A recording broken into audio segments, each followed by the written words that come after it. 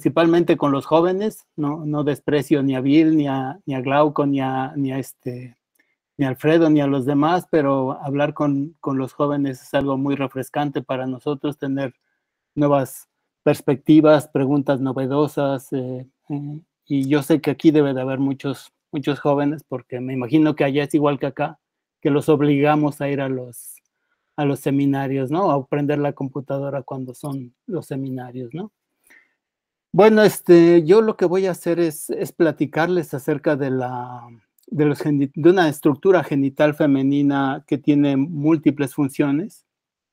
Y voy a hablar mucho del trabajo de otros investigadores, también algo de lo que hemos hecho nosotros, pero más bien me interesa llegar a la parte final, en donde voy a plantear y espero que ustedes me ayuden a discutir una serie de preguntas de interés evolutivo, ¿sí? Que nos plantean los hechos que yo les voy a narrar a lo largo de la charla. Dejen nada más poner mi cronómetro para no colgarme.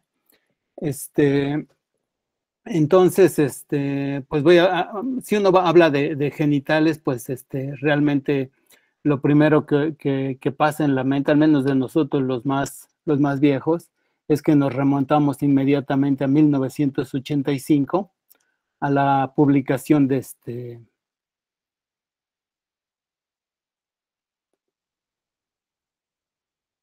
esperemos que logre pasar aquí está, a la publicación de este libro, que es un clásico y una obra seminal en nuestro campo de estudio y en el campo de estudio de la selección sexual, diría yo.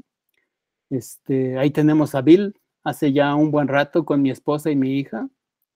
Mi hija actualmente está en la universidad, entonces se podrán dar cuenta de cuánto tiempo ha pasado de esta fotografía. Pero bueno, una de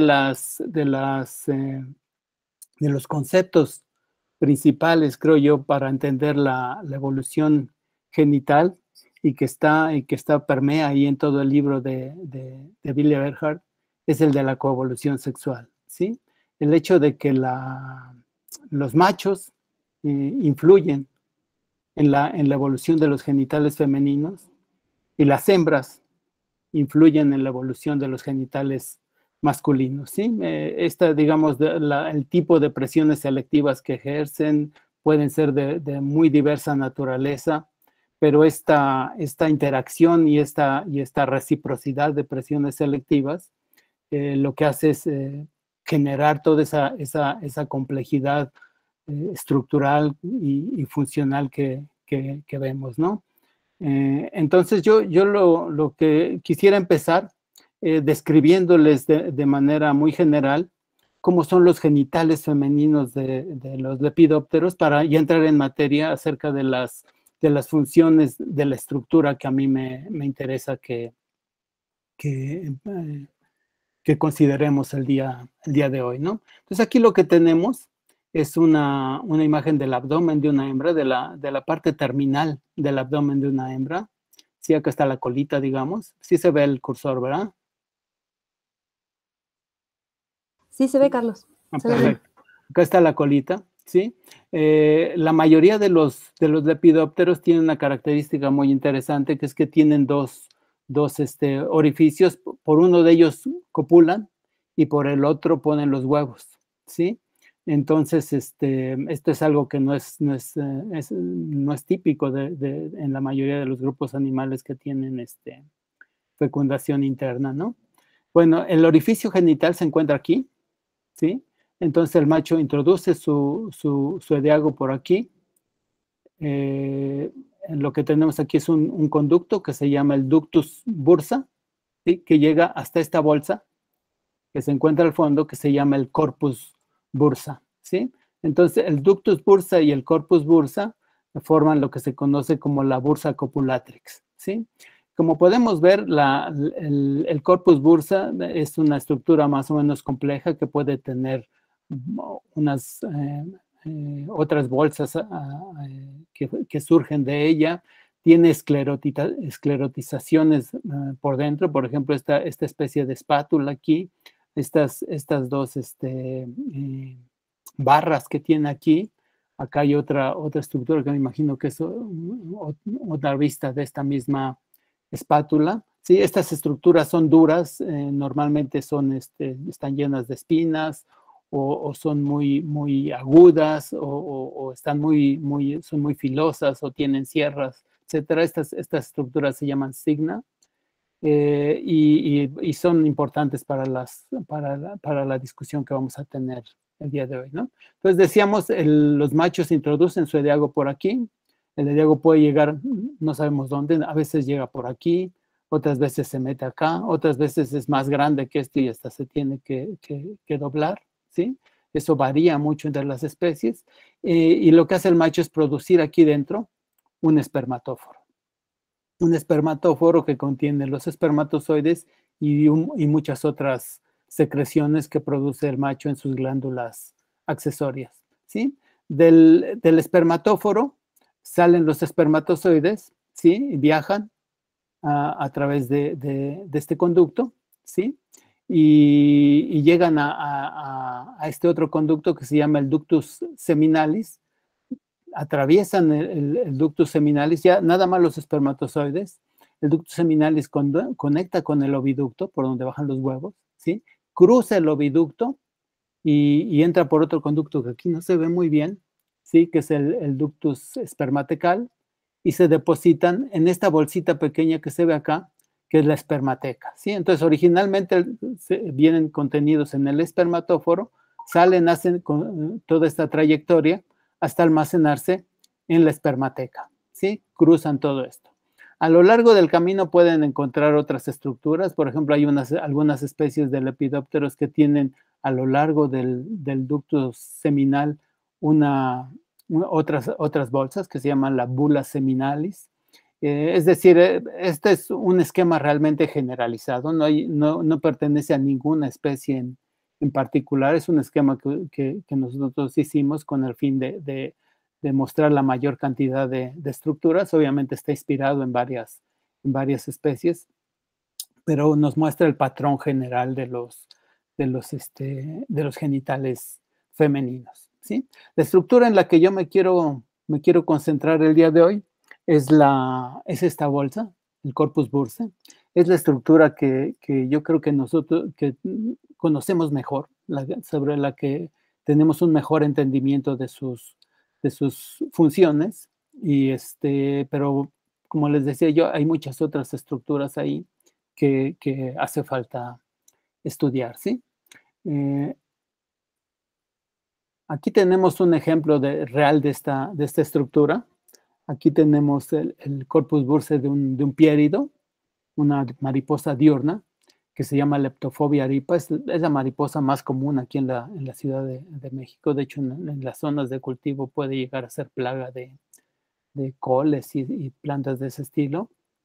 Aquí tenemos el corpus bursae vacío.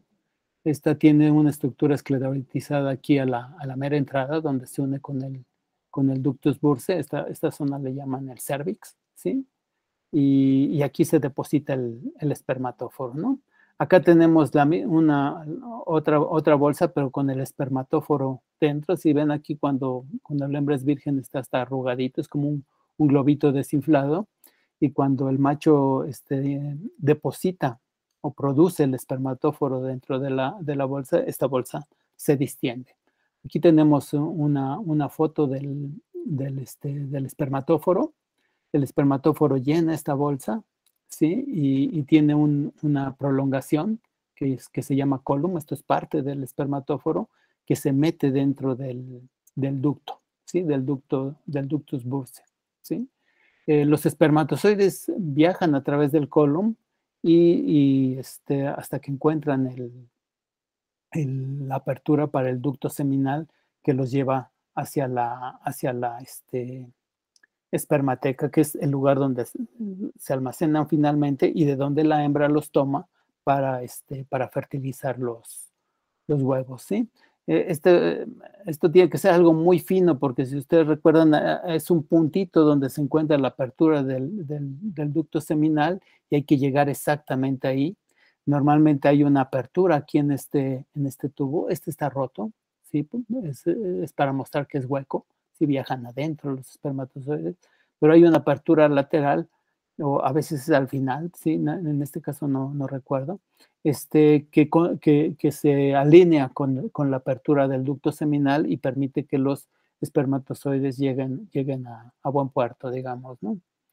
Entonces, una primer función que tiene el corpus bursae, la bursa le voy a estar llamando, es recibir el eyaculado. Ella recibe y almacena el eyaculado, ¿sí? De ahí salen los espermatozoides y luego se inicia toda una serie de funciones que van a ver ustedes que tienen múltiples implicaciones, ¿sí? Lo primero que nosotros sabemos es que al depositarse el espermatóforo, como se ve aquí, la bolsa se distiende, se infla y queda tensa, ¿sí? Esto lo que provoca, bueno, perdón, aquí está una foto del espermatóforo de otra especie. Lo que les quería mostrar aquí es que aquí están almacenados los espermatozoides, el resto son otras secreciones que se quedan dentro de la bursa una vez que salen los espermatozoides. ¿Sí? O sea, cuando salen los espermatozoides, esa bolsa no se desinfla, se queda igual de distendida porque la mayor parte del espermatóforo no está constituida por los espermatozoides. Acá tenemos otra especie en la cual nosotros lo que hicimos a una bursa con espermatóforo, la partimos por la mitad, ¿sí? Para acá viene el ductus, ¿sí? Esto era simplemente para mostrar todo lo que se ve aquí contenido, es el espermatóforo, es para mostrar esta camarita que está aquí, que es la que contiene los espermatozoides. Si se fijan, por ahí se ve en la punta de esta que les estoy mostrando aquí, en la punta del pointer, se ve la entrada hacia el ductus bursae, que en realidad en este caso es la entrada hacia ese tubo del espermatóforo que se proyecta dentro del ductus bursae. ¿Sí? Entonces los espermatozoides salen de aquí y viajan, ¿no? El resto de los materiales, el resto del espermatóforo se queda dentro de la bursa distendiéndola, ¿sí? Lo que sabemos es que la distensión lo que provoca es un efecto sobre la conducta sexual de las hembras. Al estar distendida esta bolsa, las hembras pierden su receptividad sexual. No aceptan ya después machos mientras tengan la bolsa sumamente distendida, ¿sí? Se ha estudiado el mecanismo que provoca esto. Hay un sensor de distensión, que es este nervio que se ve aquí, esto marcado aquí con BN, es el bursal nerve, el nervio de la bursa, que corre como en espiral alrededor de la bursa, mandas, ¿cómo se llama? Ramitas hacia otros lados, pero es un nervio que corre en espiral y que es el que detecta la distensión de la bursa, ¿sí? Y este nervio manda mensajes hacia el cerebro de la mariposa que tienen como consecuencia que la mariposa se apague sexualmente, que ya no sea receptiva para otros machos, ¿sí?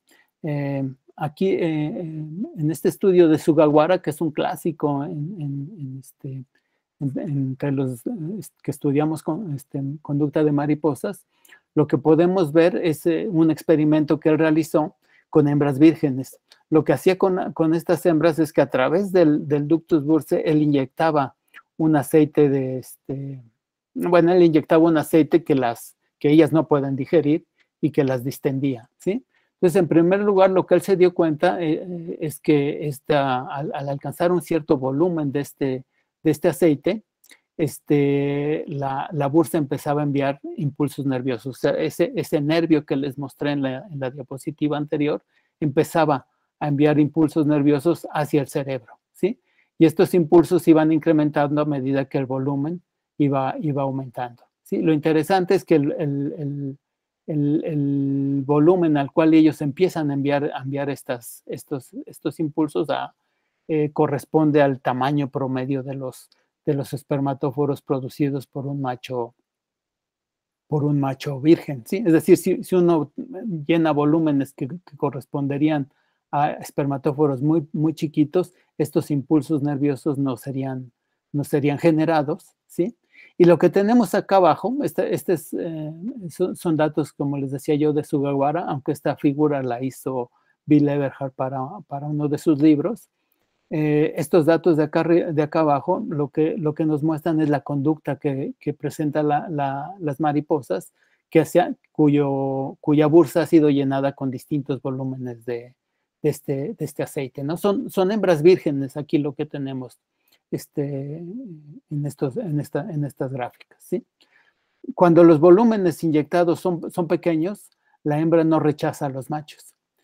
Cuando los volúmenes empiezan a estar alrededor del promedio del tamaño de los espermatóforos que ellas reciben en la naturaleza, empieza a haber un cierto rechazo, ¿sí? Y en algunos casos las hembras los rechazan, pero en otros hay al menos un rechazo, aunque sea más tímido, ¿sí? Pero cuando nosotros ya tenemos un volumen considerable de este aceite, que corresponde a un espermatóforo de buen tamaño distendiendo la bursa, no es nada más allá de lo normal, ya todas las hembras rechazan a los machos, ¿sí?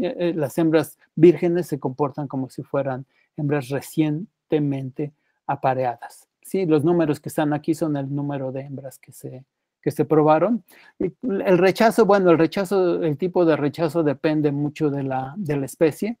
En los piéridos, esta no es la misma especie que estudió Sugawara, aquella es Pieris rape, este es Pieris napi, pero debe de ser una conducta muy similar. Las hembras rechazan a los machos parando el abdomen, ¿no? Aquí tenemos hembras, la hembra es la que está posada y el que está volando ahí intentando copular con ella es el macho.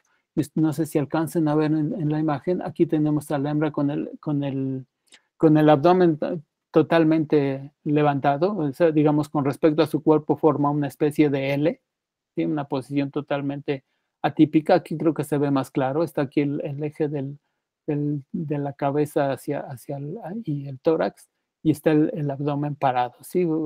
Perpendicular al plano de las alas. Esta conducta es un indicador de que esa hembra no está dispuesta a copular. Y este es el tipo de conductas que se observan cuando se distiende más la bolsa, ¿sí? Es decir, el corpus burster se encarga de recibir el espermatóforo, ¿sí? Almacenarlo, ¿sí?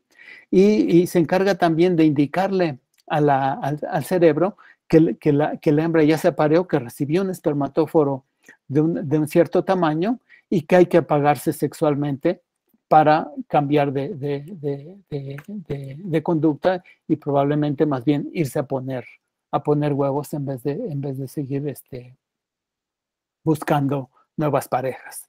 El no buscar nuevas parejas es adaptativo por varias razones. Una es pues porque si ya tienes espermatozoides, te conviene ir a poner huevos. Recordemos que la vida de las mariposas normalmente es muy corta. Y la otra cosa que es importante es el hecho de que al estar tan distendida la bursa, tampoco hay espacio para más espermatóforos, ¿sí? Entonces, tiene dos funciones hasta este momento la bursa. Recibir el espermatóforo y comunicarse con el cerebro, comunicarle la información de que la hembra ya está apareada, de que se apareó exitosamente, si es que recibió un espermatóforo de tamaño razonable, ¿sí? Y que entonces hay que cambiar de función. Hay que apagarse sexualmente e iniciar otras funciones, ¿sí?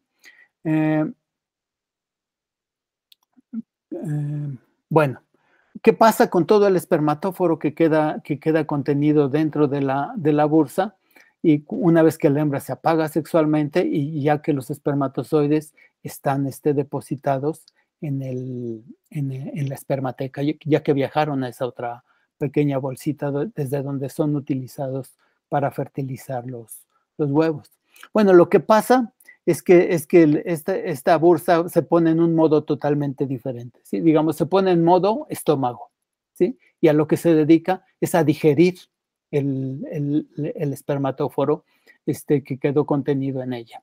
El espermatóforo se ha mostrado que en muchas especies de lepidópteros es rico en proteínas, es rico en grasas, es rico en carbohidratos, contiene agua, que para algunas especies es un recurso limitante, sobre todo las de desiertos, y también contiene otros componentes de una naturaleza más, digamos, análoga a las hormonas, ¿sí?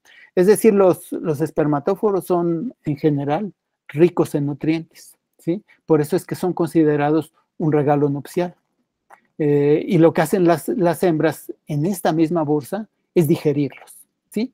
Los digieren de dos maneras que actúan en conjunto, ¿sí? Los digieren mecánicamente, es decir, la bursa se empieza a contraer.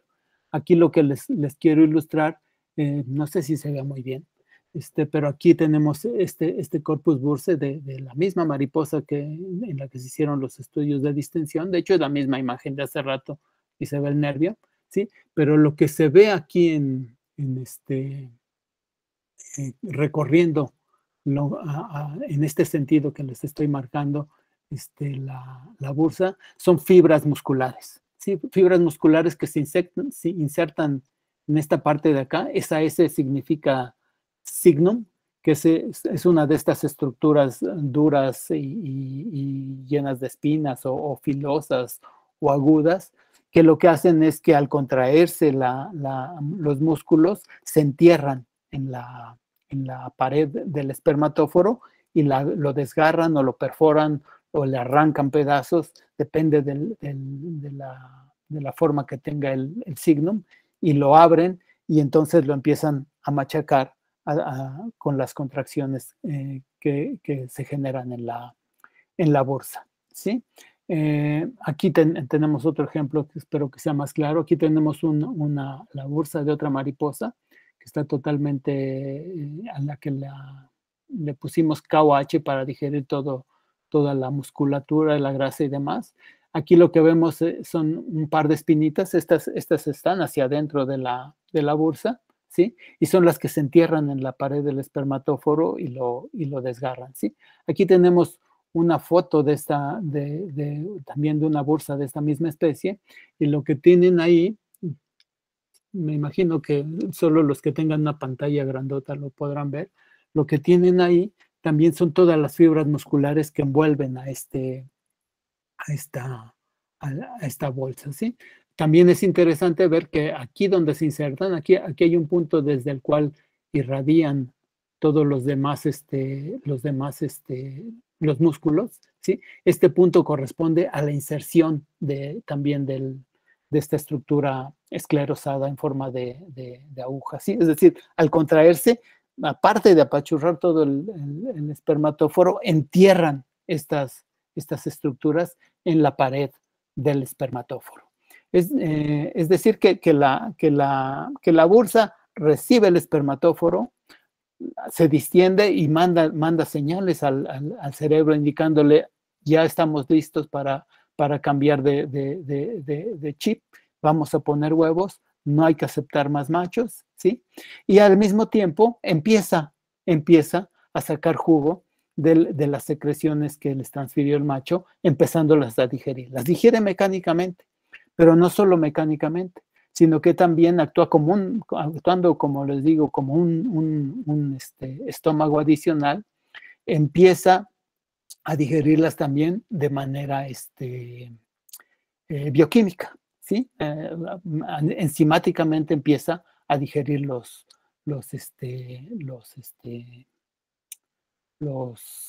espermatóforos. Sí, aquí me salté esto.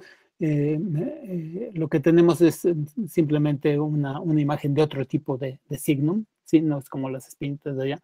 Es una barra, en realidad son dos barras, nada más que no vemos la otra porque está en medio el espermatóforo. Son dos barras que están cubiertas de espinas. Aquí tenemos un acercamiento, hicimos cortes histológicos. Aquí tenemos un corte que cruza el signum, ¿sí? Y aquí lo que tenemos es la pared de un espermatóforo. Ustedes pueden ver cómo las espinas han perforado aquí la pared de este espermatóforo, ¿sí? Y hay otros tipos de espinas. Miren, esta mariposa nocturna, que se llama Lofia, tiene, aparte de que el ductus bursae lo tiene súper esclerotizado, ¿sí? Aquí también pueden ustedes darse cuenta que morfológicamente también los genitales femeninos varían muchísimo, ¿sí? Y vemos dentro de la bursa una estructura muy esclerotizada que está formada por un montón de espinas muy delgaditas. Los que tengan una pantalla grande lo podrán apreciar. Aquí están las espinas que suponemos usan para romper, para perforar y empezar a digerir el espermatóforo. ¿Sí? Entonces hay una gran diversidad de estructuras. Suponemos que los músculos también estarán asociados a esta zona, insertados, perdón, en esta zona, pero hay mucho por estudiar todavía en esta área. Bueno, les decía yo que también ellas digieren químicamente los espermatóforos, los rompen y les empiezan a inyectar enzimas para digerirlo. Esto lo entendemos poco, cómo ocurre esto, y no entenderíamos nada si no fuera por los trabajos del grupo de Nathan Moorhouse, que ha estado estudiando esto de una manera realmente extraordinaria, ¿no? Fíjense, ¿no? Este es el primer estudio donde se ve con detalle la fisiología digestiva, ¿sí? del corpus bursae, que es un órgano reproductivo, recordemos, ¿no? Es una parte del aparato genital de las hembras, ¿sí? Y no es sino hasta 2015 que entendemos ahora sí en detalle cómo es que funciona esta actividad digestiva, ¿no? Lo que ellos demostraron en este trabajo es que hay una actividad proteolítica, al menos demostraron que las proteínas que están contenidas en el espermatóforo son digeridas bioquímicamente, ¿sí? Y aquí lo que tenemos es la actividad proteolítica que se presenta. Lo interesante, es nuevamente Pieris Rappe, la misma que estudió el japonés, su efecto en la conducta sexual de las hembras, ¿sí? Ellos estudiaron la actividad proteolítica por métodos bioquímicos, y lo que ellos encuentran es que la actividad proteolítica es más intensa en las mariposas que no están apareadas, ¿sí? Esto lo que sugiere es que una hembra virgen está preparada ya para recibir un espermatóforo y empezarlo a digerir tan pronto como sea posible. Y la bajada que se da en las hembras que se apararon hace un día o hace 3 días, parece que se explica por el hecho de que estas enzimas ya se gastaron en estar digiriendo el espermatóforo. Esta subida que se empieza a observar al día 5 corresponde de manera muy interesante al tiempo promedio que toma entre una y otra cópula, entre 2 cópulas consecutivas,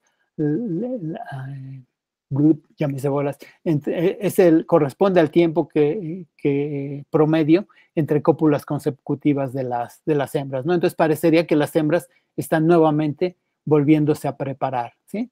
Para recibir un nuevo espermatóforo. Aquí está la comparación con la actividad proteolítica de la pata de una mariposa, ¿sí?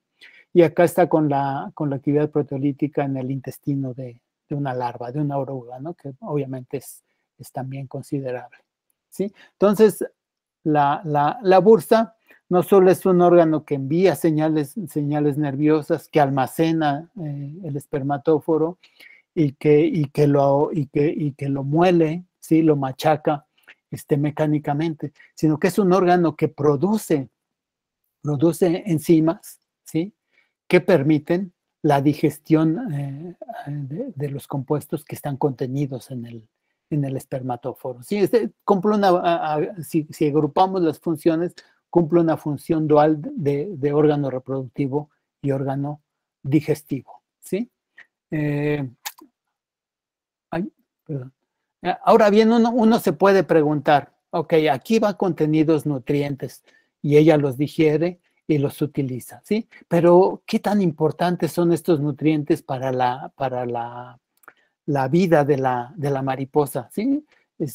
¿Corresponden que a un bocadito que ella da de comida? ¿O corresponden a un buen banquete? ¿O incluso corresponden a tener ahí una alacena llena de comida? ¿Sí? Para darles una idea de la magnitud que tienen estos regalos nupciales, voy a presentarles dos evidencias, ¿sí? Aquí lo que tenemos, y desgraciadamente si no tienen una pantalla grande tampoco se va a ver, pero espero que me crean.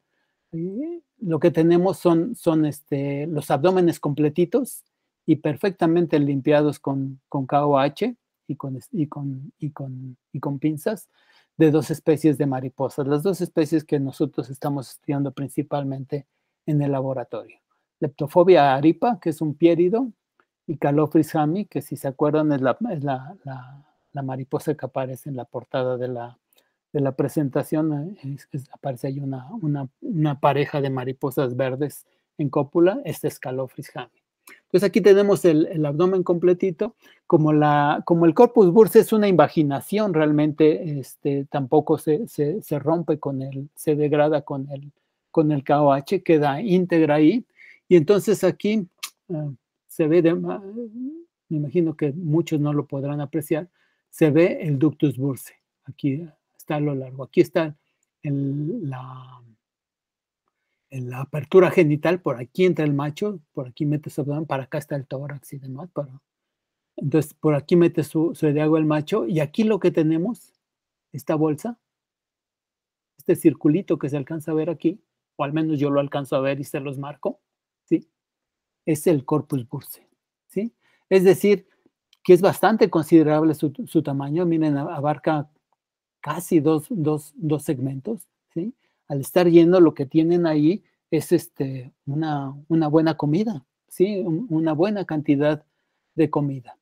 En esta otra mariposa, en Calophrys hami, nuevamente aquí vemos el ducto.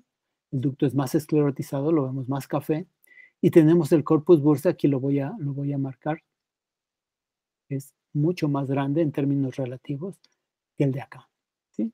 Aquí no sé si alcancen a ver estos dos puntitos amarillos, son las espinas que les mostraba yo en una fotografía anterior. Estas espinas que se entierran en el espermatóforo y lo rompen. Aquí lo que tenemos es un ductus bursae, pues yo digo que es masivo, ¿no? Abarca tres segmentos del abdomen. Es una panza muy grande que tiene ahí la hembra, ¿sí? Y que no tiene en absoluto acceso a la boca de la hembra, ¿sí? Aquí se alimentan por vía del eyaculado que les transfiere el macho, ¿sí? Entonces, la cantidad de materiales que les transfiere el macho durante la cópula es realmente muy grande.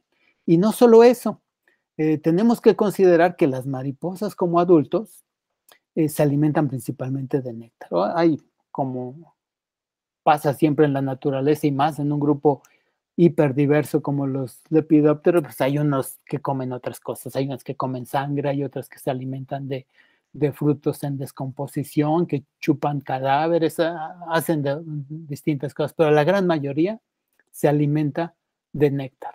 Y el néctar básicamente es agua con azúcar y a veces algunos aminoácidos en cantidades muy pequeñas, ¿sí? Mientras que lo que los machos les transfieren a las hembras son proteínas, son lípidos, otro tipo de carbohidratos, ¿sí? Cosas que ellas jamás van a poder obtener como adultos, ¿sí? Y que los machos también jamás van a poder recuperar como adultos, ¿sí? Entonces, estos regalos nupciales son nutricionalmente, en muchos casos, muy, muy importantes para la reproducción y la sobrevivencia de las hembras, ¿sí? Otra línea de evidencia está acá, ¿sí? Aquí lo que tenemos, cada punto corresponde al promedio de una especie. Aquí las líneas que no se ven son nombres de especies, estas son puras mariposas diurnas, ¿sí? agrupadas por familia. Y lo que tenemos aquí es a qué porcentaje del peso de un macho virgen, ¿sí?, corresponde el peso del espermatóforo que le transfirió a la hembra, ¿sí? Entonces, este es un promedio, ¿no? Si pueden ver aquí, una gran cantidad de especies se encuentran por arriba del 4 o 5%, ¿sí? Es decir, que dan cantidades muy considerables de materiales en su eyaculado, ¿sí? O sea, para ponerlo en perspectiva, uno puede imaginarse qué pasaría si los humanos produjéramos eyaculados de esta magnitud, ¿no? Un hombre de 80 kilos, ¿sí?, si transfiere un eyaculado que corresponde al 5% de su peso, sería un eyaculado de 4 kilos, ¿sí? Tenemos algunos que el promedio es 15%, o sea, sería un eyaculado de 12 kilos, ¿sí? Y hay especies en las cuales se ha documentado, no es el promedio, pero sí valores extremos, en que machos llegan a pasar el 25% de su peso, ¿sí? 20 kilos en el caso de un humano, ¿sí?, en un solo eyaculado. Entonces, los machos bajan considerablemente de peso y las hembras incrementan considerablemente de peso al copular y recibir uno de estos eyaculados. Es decir, las cantidades que en al menos algunas especies transfieren los machos son, en términos relativos, masivas, ¿sí? Y contienen en muchos casos nutrientes que ya no están disponibles para los adultos, ¿sí? Y nutrientes que son muy importantes para el aprovisionamiento de huevos y para la sobrevivencia, ¿no? Proteínas, lípidos, ¿sí? Entonces, no estamos hablando de una estructura menor, ¿sí? Su tamaño es muy grande, ¿sí?, porque los eyaculados que recibe son muy grandes, ¿sí? Y lo que es interesante es que la mayor parte de esta masa de los eyaculados corresponde a materiales que no son espermatozoides, ¿sí? Hay estudios recientes que nos muestran en mucho detalle a nivel molecular cómo ocurren estas funciones, ¿sí? En particular, yo les recomiendo mucho este artículo de Meslin, incluso si no les interesan las mariposas, es realmente un artículo fascinante, nos da una idea muy clara de cómo los métodos genómicos nos pueden brindar muchas respuestas y ayudarnos a plantear muchas preguntas interesantes acerca de fenómenos como esto, ¿no? Aquí lo que tenemos es un estudio en el que se vio la expresión de genes en el corpus bursae, ¿sí? Aquí lo que tenemos graficado es lo que ellos llaman la ontología, ¿sí? Las funciones de los genes que ellos detectaron que se sobreexpresaban en el corpus bursae, genes que no se expresan, se expresan de esa manera en otros tejidos, ¿sí? Y muchos de estos, lo que hicieron aquí fue utilizar lo que se llama transcriptómica, colectaron todos los transcritos que se producen en la bursa y los analizaron utilizando métodos genómicos de secuenciación de última generación, ¿no? Entonces, lo que tenemos son cantidades masivas de datos y lo que ellos encontraron es que para muchos de los genes ellos podían asignarles una función probable, comparándolos con bases de datos, ¿sí? Esto es nuevamente para Pierre y Rappe, ¿sí? Ellos encontraron más de 300 genes que se sobreexpresaban en el corpus bursae, y de estos 200 les pudieron asignar una función probable. Y aquí, bueno, estas son funciones celulares generales que eran esperable que las tuvieran. Pero fíjense, aquí hay esta rebanada azul corresponde a genes que están asociados con actividad muscular, que es algo de esperar dada la importancia de la digestión mecánica en estas estructuras, ¿no? Hay muchas proteasas, la verde, ¿sí? La rebanada verde corresponde a a proteasas, ¿sí? Que tienen que ver seguramente con la digestión de los a nivel bioquímico de los regalos nupciales, procesadores de carbohidratos, y también transportadores de nutrientes, porque otra de las funciones asociadas a la digestión es no solo molerlo y degradarlo bioquímicamente, sino que hay que transportarlo al resto del cuerpo, y realmente el corpus bursae contiene muchos conductos que permiten que salga y que estas sustancias se incorporen en la hemolinfa, ¿no? Acá tenemos otro estudio hecho con una mariposa nocturna, con Ostrinia nubilalis, una plaga, ¿sí? En donde se hizo un estudio similar, pero aquí lo interesante es que lo que tenemos aquí es la comparación de las funciones de los genes, o las funciones probables de los genes que se activan en el corpus bursae, al comparar la comparación es entre hembras vírgenes y hembras recientemente apareadas, ¿sí? Nuevamente tenemos a ver, déjenme ver aquí. En este caso, los rojos son los que se asocian a actividad muscular, ¿sí? Y hay una cosa interesante aquí. Todos estos, ¿no? Esta rebanada de color morado que está aquí, corresponde a genes que están asociados a actividades hormonales, ¿sí? De producción de hormonas y de producción de receptores de hormonas. Yo les platicaba hace rato que no solo transfieren en el eyaculado nutrientes, sino también otras sustancias que tienen una acción hormonal, ¿no? Esto lo ha estudiado muy bien Bill y lo analizó muy bien en su libro de elección críptica, ¿no? Acá tenemos los genes que se sobreexpresan cuando comparamos una hembra recientemente apareada con una en la que ya pasaron 24 horas de haber copulado, ¿sí? Vemos que los patrones de expresión cambian, es decir, en distintos momentos la funcionalidad es distinta. En ciertos momentos es cuando se muele, en ciertos momentos es cuando se descomponen los componentes mediante enzimas, posteriormente se transfieren a la hemolinfa. Ocurren cosas distintas en distintos momentos y esto se ve reflejado a nivel de las genes que se están expresando en el corpus bursae, ¿sí? Entonces, pues tenemos aquí esta estructura que tiene múltiples funciones, ¿sí? Y que es realmente una estructura extraordinaria desde mi punto de vista, ¿no? Tiene un impacto en la vida de las hembras que es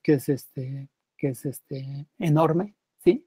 Y tiene otra cosa que es muy interesante para nosotros, que es una estructura que interactúa directamente con los machos, tanto a través de sus eyaculados, toda la interacción que tiene con el espermatóforo, como mecánicamente, porque en muchos casos el pene del macho entra en contacto con el interior del corpus bursae, y ahí también pueden haber interacciones interesantes sobre las cuales prácticamente no tenemos idea. Tenemos algunas hipótesis, pero casi ninguna idea, ¿sí?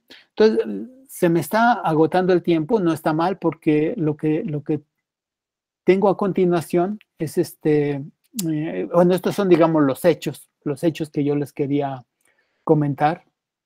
Lo que tengo a continuación son una serie de preguntas que a mí me parece que son interesantes. Seguramente ustedes podrán plantear muchas otras y ojalá lo hagan ahorita para que podamos ampliar nuestra lista.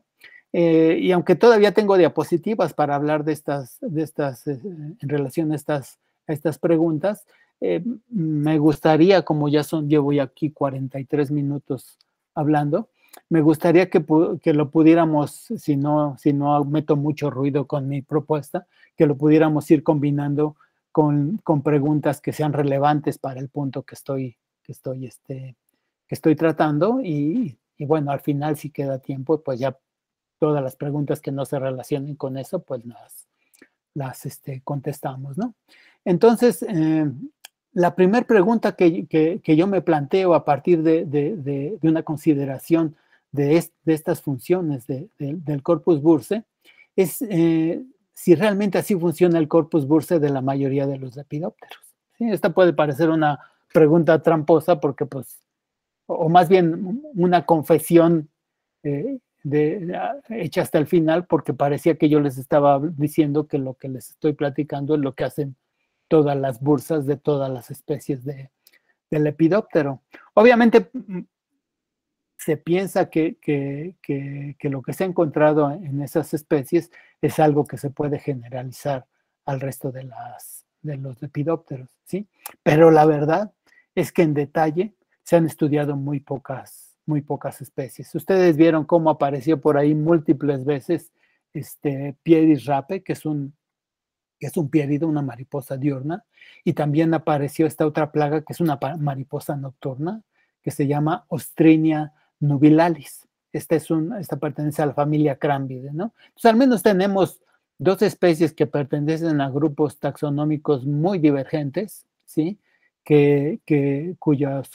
Cuyas bursas comparten muchísimas características funcionales. Por otro lado, hay una serie de datos que son congruentes con estas funciones, ¿sí? Hay muchos estudios que indican, por ejemplo, que después de que una hembra se aparea, y especialmente si se aparea con un macho virgen, que son los que producen los espermatóforos más grandes en términos generales, ¿sí? Lo que ocurre es que la hembra se apaga sexualmente, ¿sí? Lo que nos sugiere que esta función de enviar las señales al cerebro para que cambie de chip son una cosa general, ¿sí? La función digestiva también hay muchos estudios que muestran que en especies poliándricas, por ejemplo, especies donde las hembras se aparean con varios machos, las hembras en estudios experimentales que se aparean múltiples veces tienen un mayor éxito reproductivo que hembras que se aparean una sola vez y por lo tanto reciben menos regalo nupcial, ¿sí? Esto nos sugiere que realmente todas estas especies digieren y utilizan esos nutrientes. Sí, hay otros estudios que han mostrado exactamente hacia dónde se van las proteínas, marcándolas radioactivamente y viendo que se van a los huevos o que se van a los almacenes de grasa de los adultos, ¿sí? Hay bastante evidencia de que se usan como alimento los espermatóforos y entonces esto es consistente al menos con la idea de que se digieren en el corpus bursae. Pero bueno, la verdad es que estudios con el detalle que tienen los que les mostré aquí se han hecho con pocas especies. Yo pienso más bien que estas funciones son bastante generales por todos estos otros datos que sí se conocen de muchas especies, de muchos grupos diversos, que nos sugieren que estas mismas funciones las cumplen en esas especies. Se conoce mucho a nivel morfológico y sí las bursas, aunque varían mucho de tamaño, en general son de tamaños considerables. Muchas tienen estas espinas o estas estructuras para romperlas, lo cual nos sugiere también que estas funciones son generales en los lepidópteros, pero estudios así detallados que nos lo demuestren realmente, solo los tenemos con unas poquitas especies, ¿no? Entonces yo creo que aquí hay mucha tela de dónde cortar, ¿sí? Sobre todo para los estudiantes, ¿no? Ustedes me pueden interrumpir cuando quieran, ¿eh? Yo aquí tengo mi lista de preguntas interesantes, ¿sí? Otra cosa interesante es cómo evolucionó la función digestiva, ¿no? Aquí nos estamos enfrentando a un ejemplo, yo digo que notable, de innovación evolutiva, ¿no? Esta estructura es parte del aparato genital, está conectada a la apertura genital, ¿sí? y ha desarrollado una función totalmente alternativa, convirtiéndose en un nuevo estómago, ¿sí? Y esto la pone, yo digo, como un posible modelo de estudio de innovaciones evolutivas, ¿no? De hecho, en el trabajo que les recomendé de Meslin, ¿sí? Donde se analiza el transcriptoma del corpus bursae, que yo les recomiendo muchísimo que lean ese artículo, es sumamente interesante. Ellos muestran cosas muy interesantes, un par de cosas muy interesantes, ¿sí? La primera es que al analizar los genes que se están expresando ahí, ellos ven que la mayoría de estos genes fueron cooptados de otros tejidos. Estos genes ya estaban ahí, nada más que, que normalmente no se expresan en el tracto reproductivo, sino que se expresan en el tracto genital o en el aparato muscular que está asociado al vuelo, ¿sí? Y lo que pasa acá es que en el corpus bursae se ha cambiado su especificidad, ¿sí? Y ahora estos genes se expresan, los han cooptado el accionar de estos genes que ya existen y se expresan en otros tejidos en el corpus bursae, ¿sí? Entonces, esta es una cosa muy interesante, cómo se ha logrado esto. Y otra cosa que es también muy interesante es que también ellos detectan algunos ejemplos en los cuales han habido duplicaciones de genes, ¿sí? Que han permitido que unas de las copias de estos genes se especialicen en funciones asociadas a la digestión en el aparato reproductor, ¿sí? Entonces aquí podemos trazar a nivel genético la historia evolutiva de estas innovaciones evolutivas, ¿sí? Y yo me pregunto, aquí ellos se concentraron en la actividad muscular y en la actividad de digestión enzimática, pero ¿qué otras cosas interesantes no habrán ahí? Por ejemplo, cuando analicemos los genes que como yo les platiqué hace rato, se expresan ahí, que están asociadas a actividad hormonal, ya sea producción de hormonas o producción de receptores de hormonas, que son probablemente compuestos que interactúan con el eyaculado del macho, pero también que interactúan con las hormonas o las sustancias de tipo hormona que los machos inyectan a las hembras junto con el espermatóforo. Ahí debe de haber cosas muy interesantes que entender, ¿no? Entonces les digo, me pueden interrumpir cuando quieran. Si no quieren, pues no, tampoco, ¿no? No, perdón. La otra cosa es que otras funciones quedan todavía por descubrir aquí en el corpus bursae. Ustedes vieron ahí la cantidad de genes que se expresan. Algunos se pueden entender por la función digestiva, ya sea mecánica o bioquímica. Otros se pueden entender por la interacción que tienen con los machos, pero hay otras cosas que valdría la pena investigar. Por ejemplo, al ser un órgano que recibe el ediago del macho, ¿sí? ¿Qué efecto podría tener o más bien, qué respuesta evolutiva podría haber dado el corpus bursae a la posibilidad de transmisión de enfermedades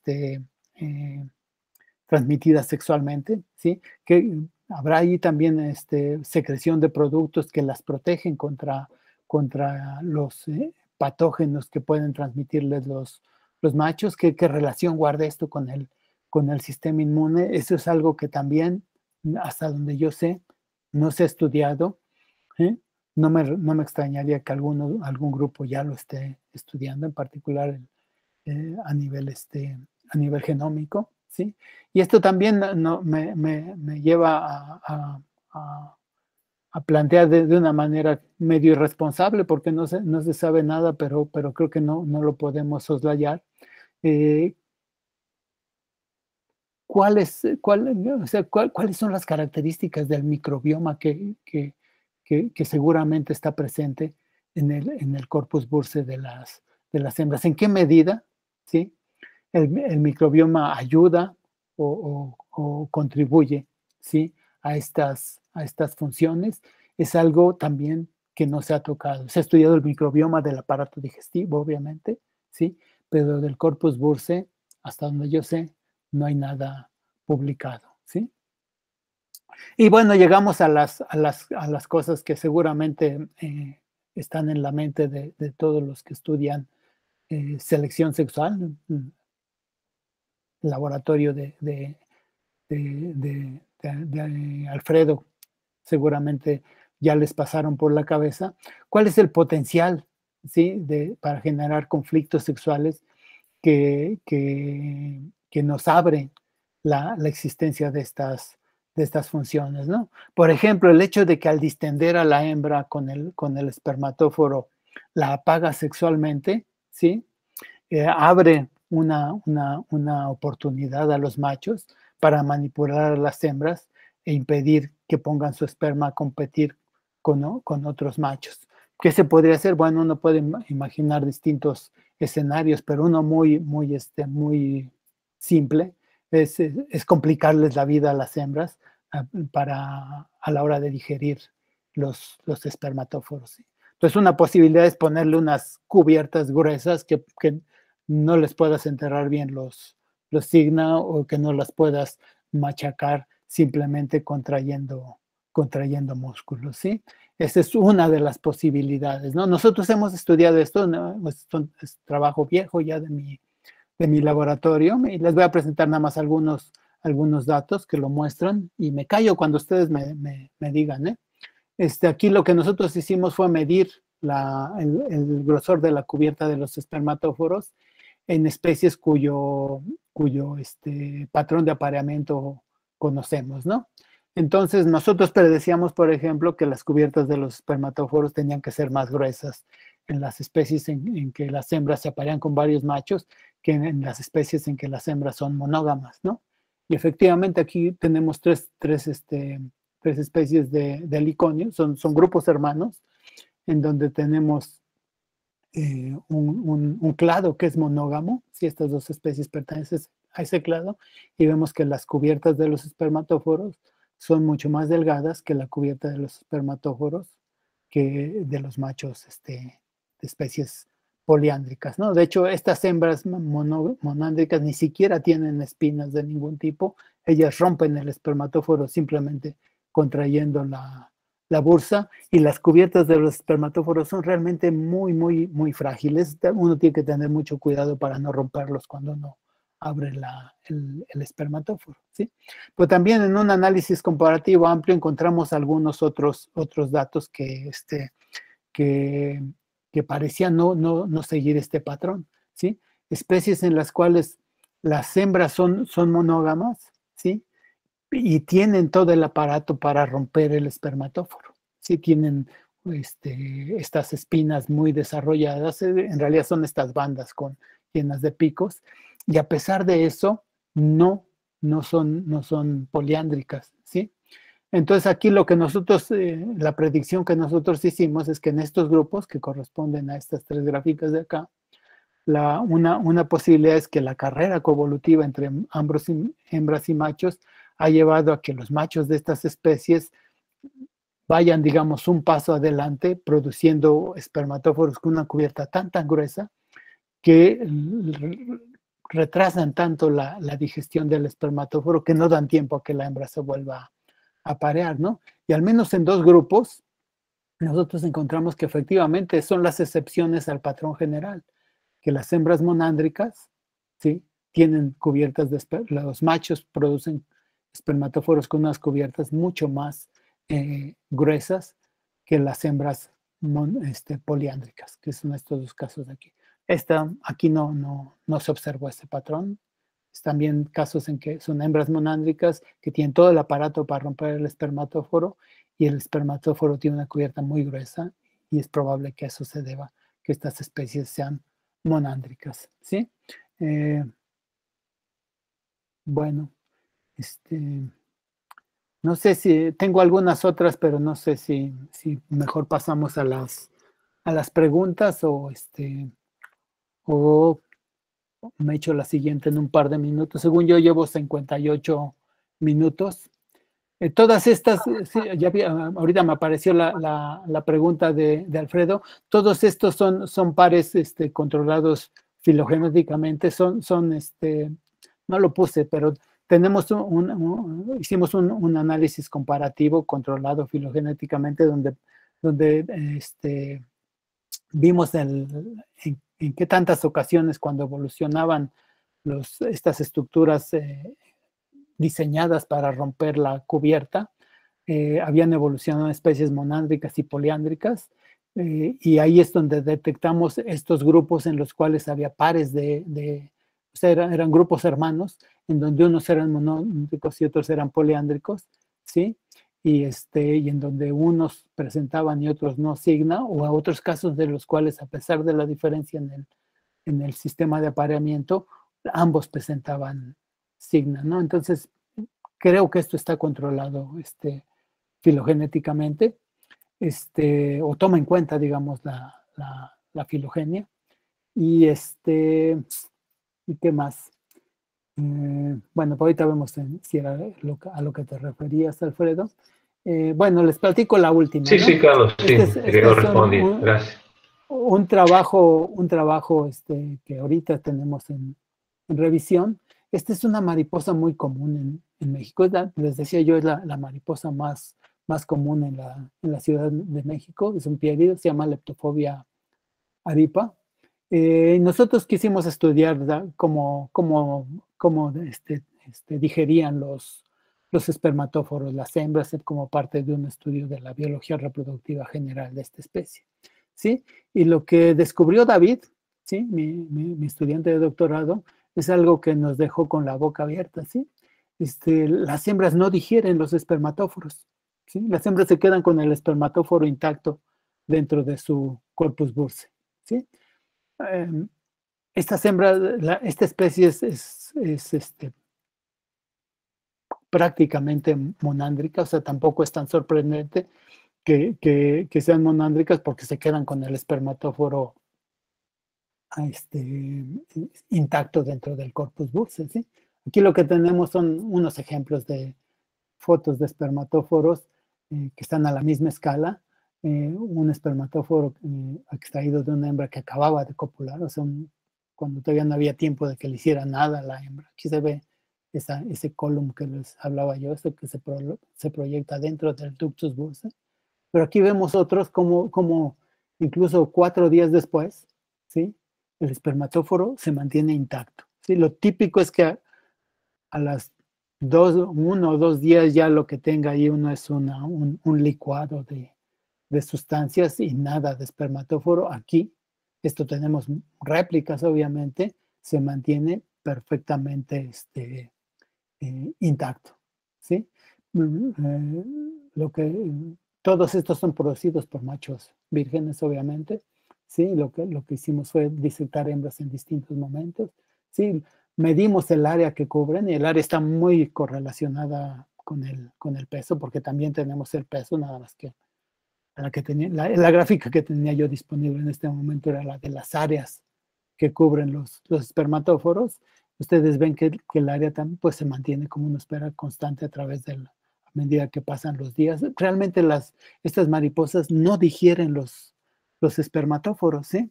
Entonces uno a la luz de los resultados anteriores con heliconios y especies afines, uno se pregunta si no será otro caso de estos, en que estos espermatóforos tienen unas cubiertas, pero gruesísimas que le impiden a Leptofobia romperlo, porque Leptofobia tiene estructuras esclerosadas dentro de su bursa, ¿sí? Entonces, lo que nosotros hicimos fue analizar en más detalle, más minuciosamente, la estructura del corpus bursae y descubrimos algo que nos dejó con la boca abierta, al menos a mí y a David, a nuestro colega Shimo Baixeras no lo sorprendió tanto, pero es este hecho, esta es la bursa, aquí no se ve, También este es el ductus bursae y aquí lo que tenemos es el cuerpo de la bursa. Todas estas que se ven aquí, estas franjas, son estriaciones de la pared de la bursa, ¿sí?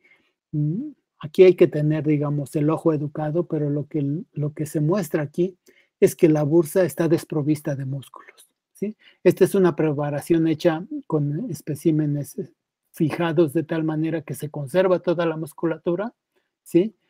Como las que se tomaron en algunas diapositivas que les mostré anteriormente, y lo que vemos es que nuestra especie no tiene músculos en la bursa. Sí los tienen, aquí es un acercamiento de esta zona, este es el ductus bursae y vemos aquí las fibras musculares, son estas longitudinales que se ven aquí, y acá vemos la pared pelona, ¿sí? No tiene músculos esta mariposa en su corpus bursa. Pareciera ser que se hubiera deshecho de buena parte del aparato que se requiere para digerir el espermatóforo, ¿sí? Esto a mí me parece que no es congruente con la idea de que las están manipulando, al menos en este momento, los machos, porque pareciera ser que ellas evolucionaron simplemente dejar de lado esta característica. Esta función, perdón. Y ahora sí ya le paro aquí, ¿no? Luego, si quieren, luego les muestro estas otras diapositivas y mejor dejamos para si hay preguntas, si todavía hay tiempo, porque ya me pasé, creo que un buen rato.